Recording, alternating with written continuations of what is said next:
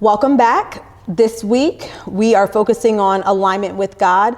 And today we have Monica, who is a registered nurse, to speak on the vital intersection for Women's Health Month and Mental Health Awareness Month. When these two focus meet, particularly in the context of maternal health and maltreatment, the conversation becomes both urgent and deeply sensitive. Maternal mental health is not just about the individual, it is a cornerstone of family stability and community health. When maltreatment, whether occurring in childhood history or through current systemic or domestic experiences, is introduced, it creates complex layers of trauma that require specialized support and awareness. So, Monica, how can we address medical dismissal as a form of maltreatment that triggers postpartum depression, anxiety, or PTSD? So I believe that all women who are preparing to have a child or are pregnant currently, that they advocate for themselves. Mm-hmm. But in addition to advocating for yourself, you should always have someone in the room with you who will also advocate for you. Sometimes you don't know the questions to ask. And so as you're asking questions and you're a doctor or a provider or answering those questions, someone else who's listening to that conversation can bring up another question. When you advocate for yourself, you have someone advocating for you, you get a better total care, mm-hmm. I believe. Mm-hmm. And so you're more educated. And the more you educate about yourself and the more education you get about pregnancy and what to expect, especially when you're a new mom. New moms are very, they can be a little bit anxious mm-hmm. because they just don't know what to expect. They don't know, everyone thinks about the labor at the end, but they don't think about the pregnancy, mm-hmm. the 9 months that comes before the actual delivery. Sometimes they don't really think about what that looks like the first year after birth, mm-hmm. after birth. Mm-hmm. You know, everyone thinks about SIDS, but they don't think about what is that day-to-day life going to look like with this new baby. Right. And so advocating for yourself, arming yourself with as much education as you can, having someone who is also going to educate and advocate for you is going to give you a much more total health mm-hmm. versus just this sporadic or piecemeal kind of health care. Mm-hmm. So you want it to be completely preventative, right? You want that tertiary healthcare where you're looking to make sure that you can answer all your questions, identify all these different layers. Mm-hmm. You also want to, I believe, that if you are pregnant, that you seek mental health because postpartum depression is a real thing. Yes. And have no fear when you're talking to them. Mm-hmm. They will always ask you, do you have mental health or have you ever had mental health issues? You know, have you had suicidal issues, homicidal issues? Don't be afraid to answer those questions and answer them honestly. They're not going to take your baby. Right. They're not going to flag you. What they're doing is they're understanding where you are so that they can give you the support that you need. Right. No one can give you support if you don't tell them what's going on. Right. So we have to be forthcoming with what's going on. And just not be afraid. Right. And you touched on something about having an advocate there with you going through the pregnancy process. Do you also think that it's important to have an advocate in the room during the birthing process? Yes. So I believe that, so my daughter just had a baby. And congratulations, Grandma. Thank you. And she was able to have 2 people in the room with her, myself and baby's dad. Mm-hmm. And so they ask you who's going to be in the rooms. I believe you can only have the 2 people. Mm-hmm. So you always want to have dad, obviously, if dad is available, but if dad's not available, have 2 other people. Mm-hmm. I suggest at least another woman because, especially a woman who's had a child, mm-hmm. they know what to look for. They know what that labor looks like. And so while you're in the throes of labor and you're in pain and you can ask questions, you have someone else mm-hmm. who can ask questions, but you want to make sure that your advocate can stay calm mm-hmm. because the situation is already high emotions because you're in so much pain. So someone needs to be calm to ask questions, to request the doctor, to request the nurse, say, hey, I need you to check her. What's going on? Because you as the mom are not going to be able to do that. Right. Right, absolutely. And so really we want somebody who's informed. They don't necessarily need to be a registered nurse, but they just need to have the knowledge and have a calm spirit. Yes. Because it can be intense, especially if you go from vaginal birth to now you have to have an emergency C-section. Yes. You need somebody to be able to be an advocate.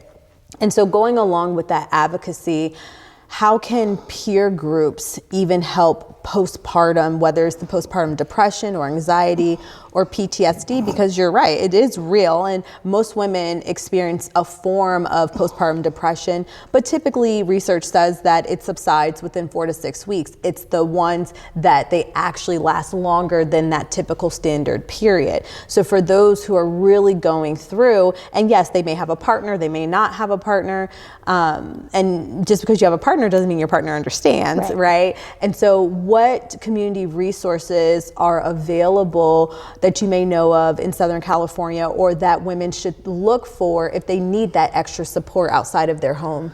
So most health insurances offer mental health. They do cover that. Say if you don't have health insurance and you have Medi-Cal or Medicare, they also can offer you mental health. If you're pregnant and you speak to your OB and request, I need to get connected with mental health. I have these mental health issues. I'm concerned about postpartum depression. They will help you. There's resources out there for you. You should look into your local hospitals, your community centers, your local mental health programs. There's a lot of resources out there. In California, I know, just thinking about my daughter, they asked her every single visit about mental health. And she was transparent, and I was thankful for that. And I suggested, you want to make sure that you get a therapist. Right. So that when postpartum comes along, you have someone to talk to. Yes, I'm here, but having a therapist, that's your safe space. Right. Not your mom, who you're going to sort of taper what you say. But your therapist, they're not vested in you personally. They're vested in your health. They're not vested in you as you're my daughter. This is my grandchild. They want to make sure that your health is okay. And so seeking that and having someone that is your safe space where you can just bear all, that is going to be for the betterment of you. Having your family, the grandparents should also get therapy because, as we were talking about earlier, when I was younger, mental health was such a big taboo. When my mom was younger, it was such a taboo. I think mental health only became somewhat acceptable probably within the last 5 or so years. Before that, people didn't go and seek mental health. So I even got my own therapist so that I can be a better mom to my adult children, a better grandmother to my grandchildren. You want to kind of break those generational, I don't want to call them curses, but those generational patterns, whatever trauma you felt that you had, you want to sort of break those. And so in order to do that, you have to take care of yourself. And if we can't, as grandparents and aunts and uncles, take care of ourselves, how can we become the village for this new child? And they deserve it. We grew up in a village. Our village didn't have mental health support, right? But we have a new generation who they are still going to grow up in the village, but their village is going to be more emotionally intelligent. Their past traumas will be addressed because they have found their safe space to talk to someone, to address their own mental health issues. And mental health doesn't necessarily mean suicidal. Maybe you have a lot of stress. You have a lot of stress in your job and you just don't handle it well. Maybe you are one of those people that tend to shut down when things overwhelm you. Well, you can't shut down with a grandchild. You shouldn't shut down with children. And so how do you overcome always shutting down? You have a therapist so that you can talk to them and let them know, this is what I do when I'm overwhelmed. Give me the tools that will help me so that I can help this newer, younger generation. Excellent, excellent. And before we close out, one other question, going back to maternal mental health and just the system, knowing that, yes, California is on the better side of education during the birthing process and even labor and delivery, but for some people who may not live here in California or even be aware, if something happens, whether they don't feel like their doctor is giving them the best care through the pregnancy, or if something happens in the labor and delivery process, do you know any steps that they could possibly take? All facilities should have a patient advocate office. Okay. And so if you feel that you're not getting the best care, my recommendation would be that you would write it out.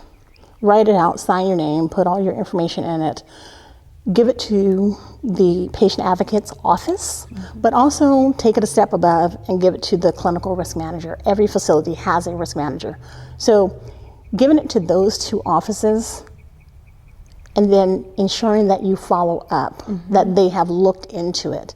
Because the patient advocate's office should look into complaints and the risk manager should look into the risk that occurred with your complaint. Right. And so you want to make sure that you close that loop. Right. So give them a few days because they would have to do their own investigation. So give them a week. If they haven't gotten back to you in a week, then follow up. So you have to, again, that goes back to you being the advocate for your care, having someone to advocate for you. You've done this part, but you can't just let it lay there. Right. Don't expect that someone's just going to follow up with you, because those two departments take care of the entire hospital. They're not just taking care of OB, right? So they're taking care of everything in the hospital. So they get a lot of work. So to help yourself, you have to help yourself. So you should follow up. They will get back to you, and they'll answer your questions, but you need to just sort of give a little nudge, and don't get frustrated because they haven't gotten back to you in a few days. Be patient, allow them to do their work, but keep it on their radar, which is to just, can you give me an update? Do you have an update? And you'll get your answer. Excellent. And just to close out, I know we were focused on maternal health, but May is Women's Health Month, and not all women will become mothers biologically or even through adoption. Some may be godmoms, aunties, or some may just be the cool mom that just, they're like, children are cute, not my thing. Yeah. And so, what would you recommend, just as a woman, taking the mom hat off, taking the grandmother hat off, just as a woman from a health standpoint, what we should look for, what we should do for ourselves? African American women have very high rates of cardiac disease. We don't manage our stress well. African American women, we have such a heavy burden or stressors that are put on our shoulders just from birth, just from being that Black woman. Black women are always looked upon as the stronger. They're strong, they can handle all this responsibility. And it's not that we want to, right? Right. It's that we have to. It's something that's been thrust upon us. Right. I come from a family of 9. I'm the youngest child of those 9. And as a child, it was like I feel like I was put into a role of, I am the nurturer, hence I'm a nurse. But as a nurturer, that means you get all the questions, right? You are the one that people go to, and it's fine, but who do I go to, right? And so cardiac disease, stress. Stress is a huge thing. And I know a lot of African American women that work in my field and other fields that we just carry so much stress, and we just don't take time for ourselves. We are a generation that cared for everyone else while ignoring our own personal needs. And so my suggestion, or my thoughts about it, is to take time for you. Close everybody out and just focus on you, even if it's just a day. If you can't give a day, give yourself an hour, but give yourself some time where you're not thinking about someone else, you're not providing for someone else's needs, it's all about your needs. Take yourself to lunch, take yourself to breakfast, take yourself for a walk, whatever you do something that's just for you. but then be consistent with it. Don't say, well, I'm just going to do it this week. Do it every week. Don't do it every week. Do it every day. Set time aside for you to take care of you, because if you are not healthy, you cannot take care of anyone else. So you need to take care of yourself so that you can continue to take care of your loved ones. I love it. That is such a high note. And so just to recap, number one, if you are a mom, whether you've had multiple children or this is your first one, be vulnerable enough to advocate for yourself, meaning talk about your history, talk about what you're experiencing, and make sure you have a therapist to even see that therapist postpartum. And even if you're like, I'm good, it's still a new transition. Adding one more child or adding another person to your life is still a new transition. And if you are like, I'm a cool individual, children are great, but I'm just a woman, as a woman, take care of yourself, because even if it's not showing up to be a mother or a mentor or godmom or auntie, it's still showing up on the job or in your friend group. And so you have to make sure that you take time for yourself.